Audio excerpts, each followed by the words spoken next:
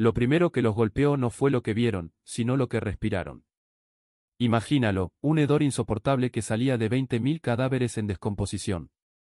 No era un simple mal olor, era como un veneno que se metía en cada sentido, haciendo que incluso soldados endurecidos de los otomanos se doblaran y vomitaran allí mismo. El sultán Mehmed II, el conquistador de la orgullosa Constantinopla, avanzó esperando encontrar una ciudad lista para resistir un asedio. Pero lo que halló fue una pesadilla inimaginable, un bosque, no de árboles, sino de cuerpos humanos.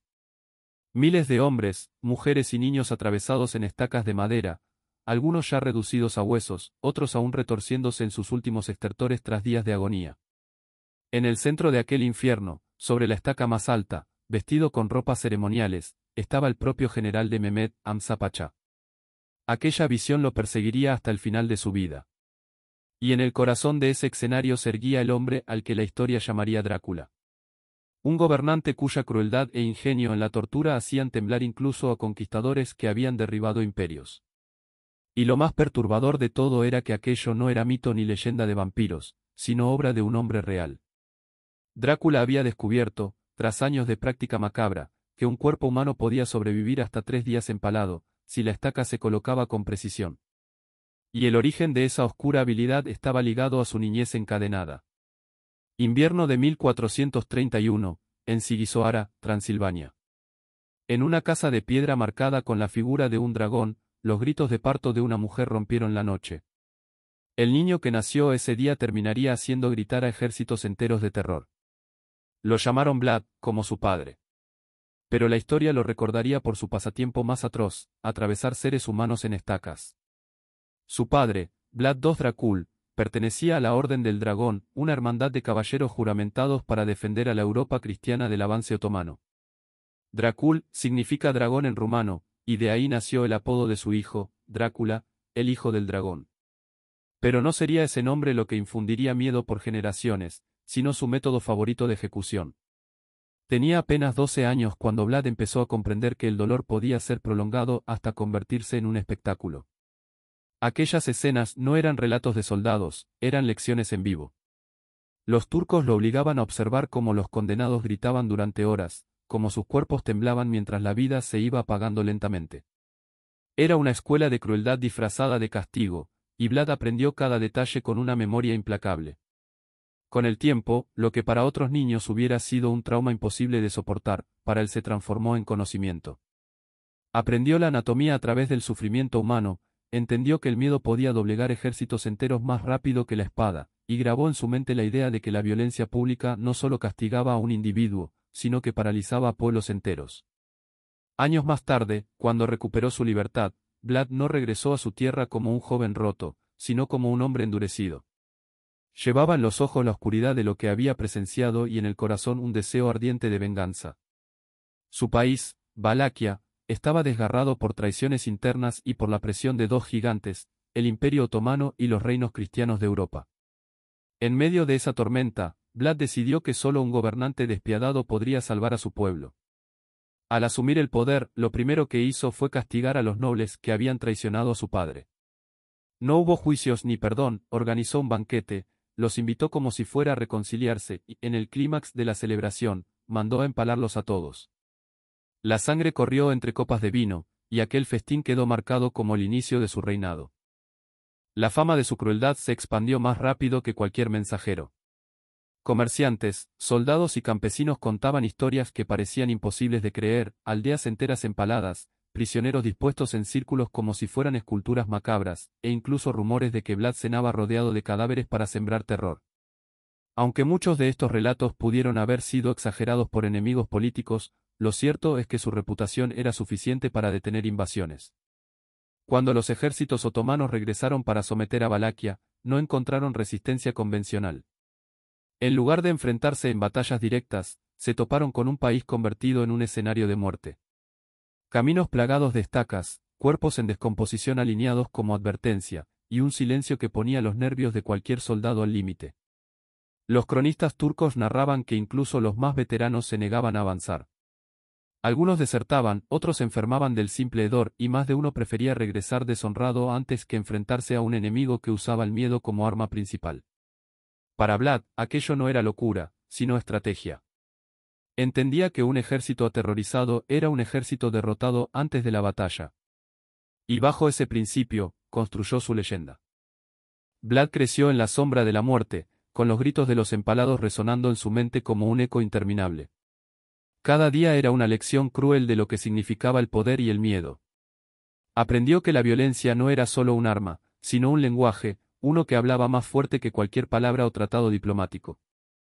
Cada historia de tortura que presenciaba se grababa en su memoria con precisión matemática, como si cada detalle pudiera algún día convertirse en una estrategia, en un instrumento de supervivencia y dominio. A los 14 años, Vlad ya no era solo un niño encerrado entre muros y barrotes. Se había transformado en un joven con una comprensión profunda del terror. Observaba a sus carceleros con ojos calculadores, memorizando su fuerza y debilidades, estudiando cada movimiento y cada método de castigo. Mientras otros chicos podían quebrarse ante el dolor, él cultivaba paciencia y una disciplina fría como el acero. Comprendió que el miedo podía moldear a un hombre, y que un gobernante debía ser capaz de infundirlo hasta en los corazones más valientes. En 1448, tras años de cautiverio y aprendizaje forzado, Vlad finalmente regresó a Valaquia. El reino estaba sumido en caos, los nobles luchaban entre sí, traiciones y alianzas cambiaban con la rapidez del viento, y la amenaza otomana nunca desaparecía.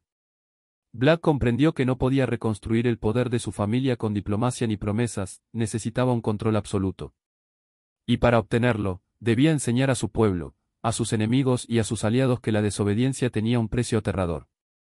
Su primer acto de autoridad fue el empalamiento masivo de aquellos que habían traicionado a su familia o que se habían aliado con los otomanos durante su ausencia. Miles fueron clavados en estacas, cada uno colocado con la precisión que había aprendido durante su infancia. Pero Vlad no se detuvo allí, no era suficiente solo el dolor físico. Los cuerpos se dejaron en lugares visibles, al borde de caminos y plazas, para que cualquier viajero, enemigo o aliado potencial pudiera ver la consecuencia de desafiarlo. Las aldeas que contemplaban estos bosques de cuerpos entendían la lección, el miedo podía ser más poderoso que la espada. Se dice que un día, el propio sultán Mehmed II escuchó rumores sobre los actos de Vlad y decidió investigar por sí mismo. Al llegar a Valaquia, lo que vio le heló la sangre. Caminos enteros flanqueados por estacas, con hombres, mujeres e incluso niños inmóviles en agonía. Algunos aún respiraban débilmente, sus ojos abiertos en un grito silencioso de desesperación. El olor era tan insoportable que incluso los soldados otomanos más experimentados tuvieron que apartarse, mareados y vomitando. Vlad, en su castillo, observaba todo con satisfacción fría. No era solo un acto de venganza o crueldad, era una demostración de control absoluto. Pero la historia de Vlad no se limitaba a la brutalidad. También tenía una mente estratégica, aguda y calculadora. Sabía que la Europa cristiana, dividida y distraída por sus propios conflictos, podía ser manipulada a su favor. Mantenía correspondencia con nobles y reyes, a veces con amenazas veladas, otras con promesas de alianza, siempre recordando su capacidad para el terror. La leyenda de Drácula comenzó a expandirse mucho antes de que los libros la narraran, viajaba de boca en boca, como un viento oscuro que cruzaba los bosques y ciudades, llevando consigo historias de horror que mezclaban hechos con exageraciones inevitables. El terror también se convirtió en un instrumento de diplomacia interna. Vlad no toleraba la corrupción ni la traición dentro de su propio reino. Los boyardos que dudaban de su lealtad eran sometidos a castigos que iban desde el empalamiento hasta el exilio forzado. Cada decisión, cada acto de brutalidad estaba cuidadosamente calculado para enviar un mensaje. Los campesinos, que temían tanto a los invasores como a su propio príncipe, aprendieron a obedecer y a respetar las leyes de Valaquia, aunque fuese por miedo. La disciplina que Vlad imponía era estricta, pero efectiva, su reino sobrevivió cuando muchos otros caían bajo la sombra otomana. Vlad también se interesó por la guerra y la táctica militar. No solo dirigía ataques, sino que estudiaba las fortalezas y debilidades de sus enemigos, tanto internos como externos. Los otomanos que intentaban cruzar sus fronteras encontraron trampas, emboscadas y estrategias que combinaban miedo con eficacia militar. Vlad sabía que un ejército aterrorizado no podía resistir de manera efectiva, y utilizaba esto a su favor. A menudo, los informes describen cómo sus soldados avanzaban con rapidez porque sabían que el fracaso no era una opción, la alternativa era enfrentarse al castigo de su propio príncipe.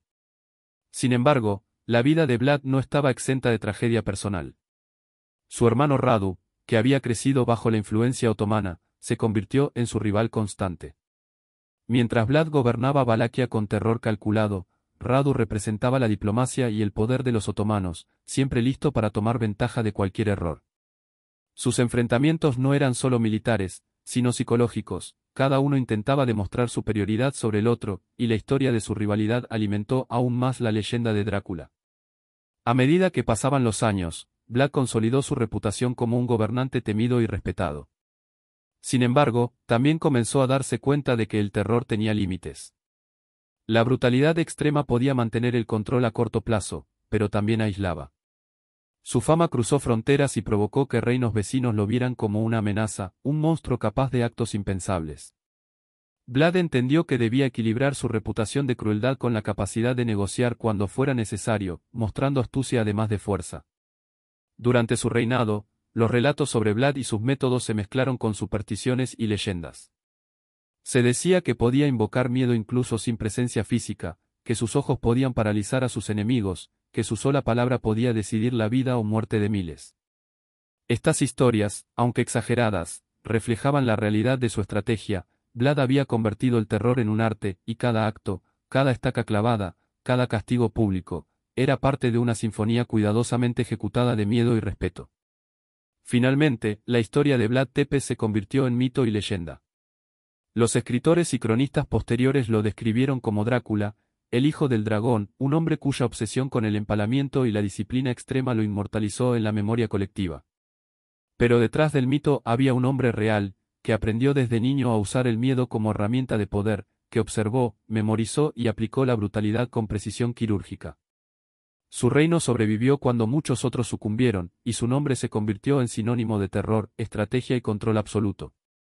Cada historia que se contaba sobre Vlad, desde los bosques de estacas hasta los castillos llenos de gritos, tenía un propósito: recordar que la ley del miedo podía ser más poderosa que cualquier espada, que la memoria del horror podía superar la de la gloria, y que, para aquel que comprendía estas lecciones, incluso un imperio amenazante podía ser doblegado ante la voluntad de un solo hombre.